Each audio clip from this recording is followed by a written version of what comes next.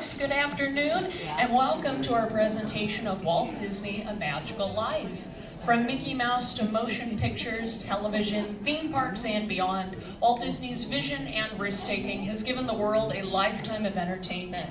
Now, the tribute you're about to see is told in Walt's own words, taken from interviews throughout his career. Now, although the quality of these recordings does vary, we'll hope you'll agree the unique perspective it brings to his life.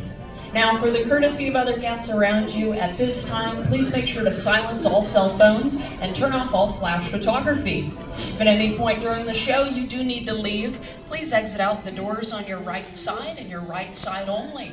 Those will also be your exit doors at the end of the show. And now, to help introduce Walt's story, our show will begin with a narration from the Chief Executive Officer of the Walt Disney Company, Bob Iger. We proudly present Walt Disney, A Magical Life. Enjoy the show.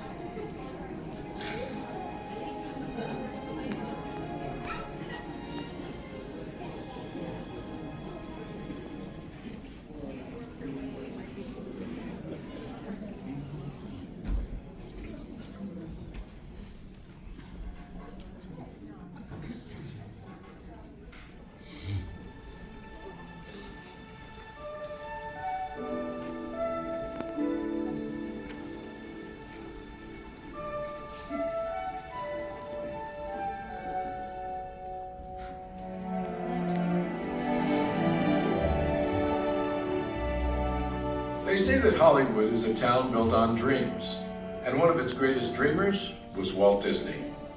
His life was filled with both exhilarating success and heartbreaking setbacks. But he never gave up. He just kept moving toward that great big, beautiful tomorrow. The story of Walt's life is truly a magical one, and no one could tell it quite like Walt himself. My dad worked as a carpenter in the World's Fair building. He eventually ended up in Chicago as a contractor, and he was doing that when I was born, December 1901. My dad made some money as a contractor, and he wanted to get back to the farm. They finally ended up buying his farm in Marceline, Missouri. It was a beautiful farm, but it was not the kind of farm to make a living on. Things got pretty tough on the farm, and my dad had a sickness. So my dad sold the farm, took the money, and went to Kansas City. And my dad bought this Kansas City Star route. And they gave me a route. I was about 9 or 10 when I started that. Winter, we'd go out at 3:30 in the morning right after a blizzard, or in a blizzard, or in pouring rain. It didn't matter. I did that for 6 years. It was tough. The constant hardship took a heavy toll on the Disney family. One by one, the children began to leave home. Then one day, Walt woke up to find his best friend, his brother Roy, had gone as well. So Walt did something that he would do throughout his life when things got tough. He took a chance. My brother had joined the Navy, so I wanted to join it. Well, I was still a year too young, 16. Finally, this kid came in to me very excited. He said, "There's something just forming here that you and I can get in." I said, "What is it?" He said, "An ambulance unit." I was in Paris, 3rd of September, and Turkey pulled up. Paris, which had been this exciting thing with all its soldiers and things, suddenly there wasn't a soldier to be seen. And I suddenly became very lonesome. So then I went in and put a request in to be discharged. Well, I hit Chicago. That's where my parents were living. And I said, "Dad, I want to be an artist." And my dad, he just couldn't buy that. So I pulled stakes and moved to Kansas City. Roy was in Kansas City working in a bank. One of the fellows working with Roy said, "Say, I have a couple of friends that have an art shop." I went up with these samples, and there were all these corny things I'd done in France. Well, my gosh, they hired me. I mean, right on the spot. So I took the camera home, and then I started experimenting. My own way.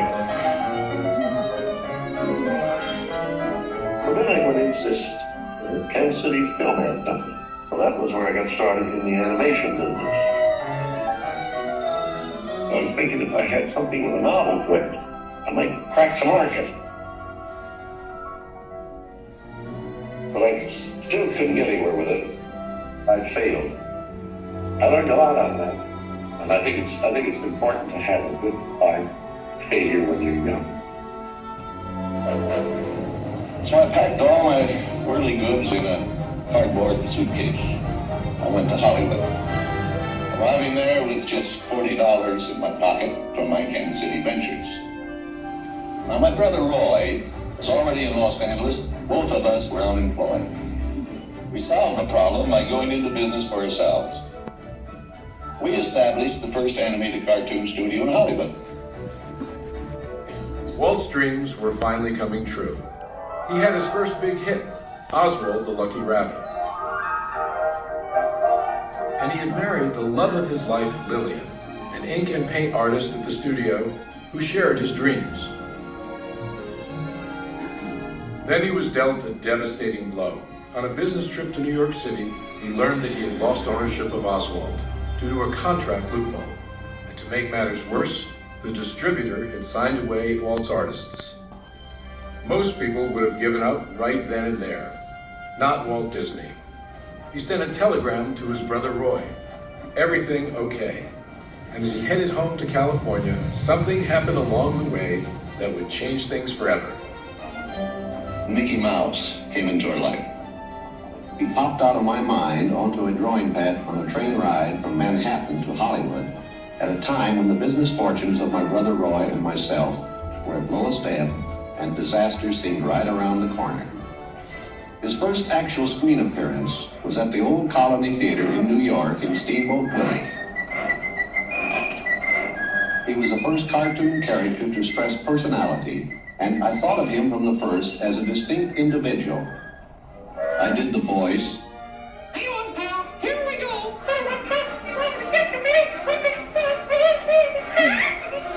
Mickey was simply a little personality assigned to the purposes of laughter.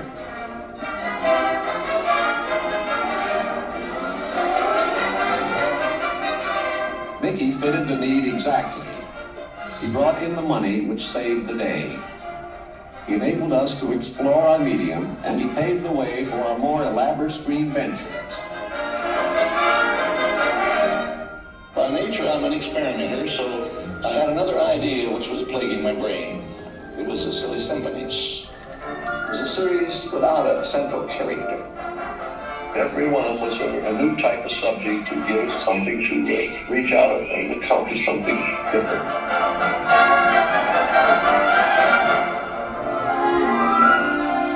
Then we started distributing both Mickey Mouse and the Silly Symphonies. And with Nip and Tuck getting them up.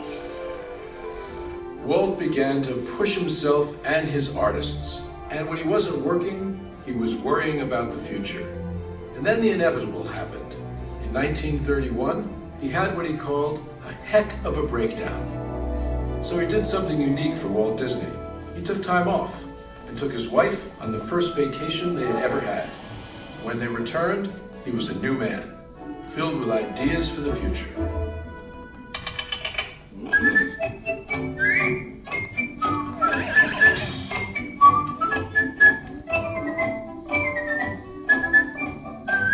I saw the handwriting on the wall there, because the short subject is just a filler on any program. Now, if I could crack the feature field, then I could do things.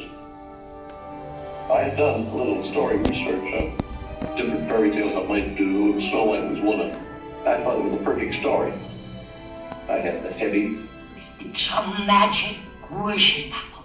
Now, make a wish. I had the prince and the girl, the romance. I had sympathetic dwarfs and things. We started Snow White sometime late 35, and it was around 2 years in the making. We had the family fortune, we had everything wrapped up in Snow White. In fact, the banker, I think, was losing more sleep than I was. We had a big premiere at the Carthay Circle Theater, big, grand Hollywood premiere. All of Hollywood brass turned out for a cartoon.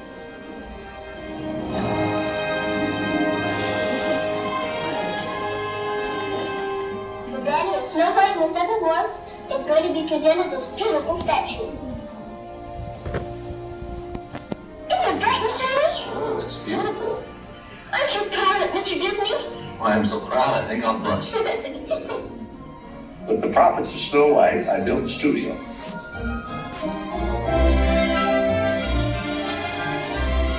2 years later, I was almost broke. But I had all these pictures and words. But okay. You can see there are no strings on me. Brandy. Fantasia.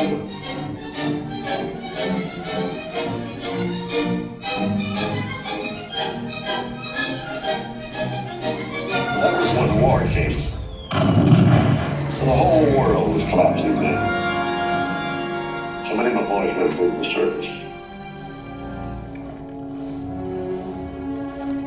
So I just practically stopped my feature production. That's all I could do. And after the war, it was quite a problem picking up the pieces. I knew that diversifying the business would be the salvation of it. So I tried various things. I wanted to go beyond the cartoon. And I thought if I could get into the live end, there's things I could do. Stand by, engines. Come on now, boy, get him! Not bad, eh, Charlie? Let's open her up and see what she'll really do. I wanted to look different types of things that I could fall on my nose with one of these pictures, but I had another one right behind it that would hit. After a long concentration on live action and cartoon films, we decided to try something that would employ about every trick we learned in the making of films. We would combine cartoon, live action, in an enormous fantasy, Mary Poppins. As the original Mary Poppins budget of $5 million continued to grow, I never saw a sad face around the studio. Even my brother Roy was happy. This made me nervous. And the horrible thought struck me. Suppose the staff had finally conceded that I knew what I was doing. Once again, Walt Disney had created storytelling magic to reinvent family entertainment. But even then, he wasn't finished. He had a bigger dream in mind. Well, it came about when my daughters were very young, and Saturday was always Daddy's Day with the two daughters. So we'd start out and try to go someplace with, different things, and I would take them to the merry-go-round, and I took them different places, and as I'd sit there while they rode the merry-go-round, did all these things, I felt that there should be something built, some kind of an amusement enterprise built where the parents and the children could have fun together. So that's how Disneyland started. It takes a lot of money to make these dreams come true. And we had everything mortgaged, including my family. Started with many ideas, threw them away, started all over again. Eventually it evolved into what you see today as Disneyland. But it all started from a daddy with two daughters wondering where he could take them, where he could have a little fun with them too. The art means a lot to me in that something will never be finished, something that I can keep developing and adding to. Not only can I add things, but even the trees will keep growing. The thing will get more beautiful every year. And I knew that if I did anything like the park, I had to have some sort of a medium like television to let the people know of it. The world is a carousel of color. History, comedy, fantasy. There's drama and birth. There's old Mother Earth with all of her secrets to see. The miracle of imagination. The marvels of earth, sea, and sky. These wonders untold are ours to behold in the funny world. The sunny world, the wonderful world of color. And now your host, Walt Disney. Today, I want to share with you some of our ideas for Disney World. Here in Florida, we have something special we never enjoyed at Disneyland, the blessing of size. There's enough land here to hold all of the ideas and plans we can possibly imagine. We know what our goals are. We know what we hope to accomplish. And believe me, it's the most exciting and challenging assignment we've ever tackled at Walt Disney Productions. Throughout his storied career, Walt never gave up, despite the many challenges along the way. For his visionary work, he received hundreds of awards from all corners of the globe, more Academy Awards than any individual in history, and the Presidential Medal of Freedom for a lifetime of inspiring others. He created dreams that live on today for millions around the world. But with all of that, when asked to name his greatest reward, Walt's reply was surprisingly humble. Well, my greatest reward, I think, is that I've been able to build this wonderful organization, and also to have the public appreciate and accept what I've done all these years. That is a great reward. But all individuals are different. I had a brother who I really envied because he was a mailman.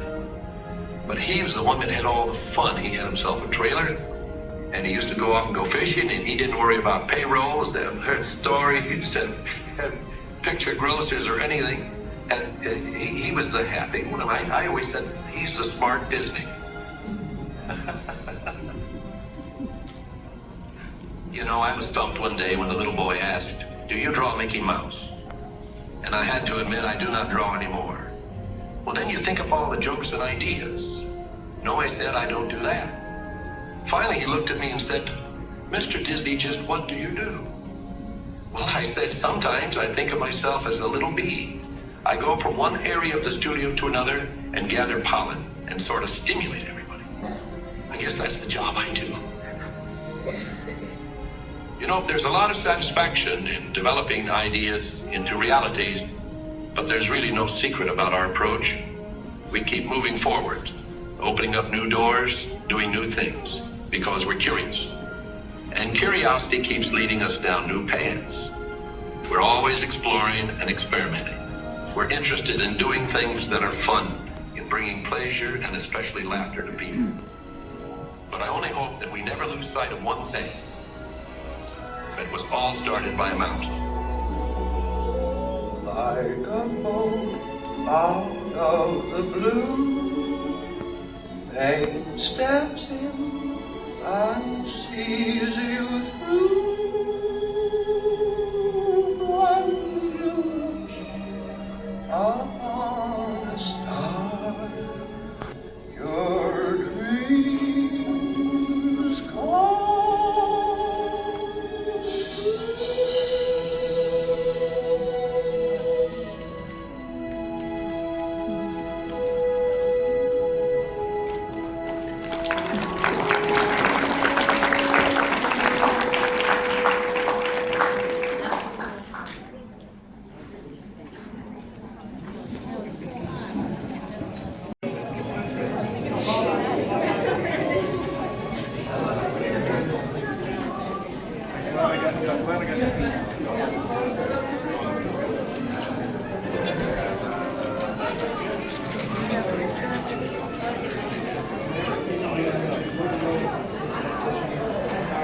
Yeah, they get like an allocated amount of like